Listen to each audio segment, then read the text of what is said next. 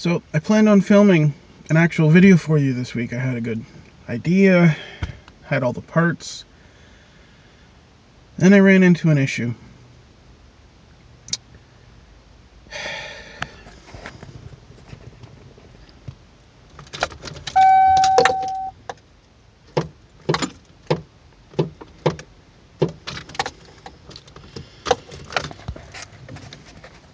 My starter's gone. Maybe. I'm hoping it's just the relay that controls the starter.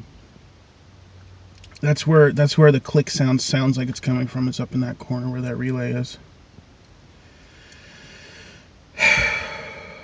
So I'm most likely going to have to spend the next few days dealing with that, which means I won't have time to film a video to go up on Thursday.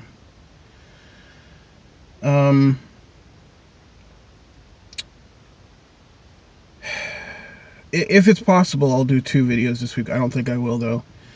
And then I'll have the actual the video of me repairing this on next week, the 6th or the 7th or something. So,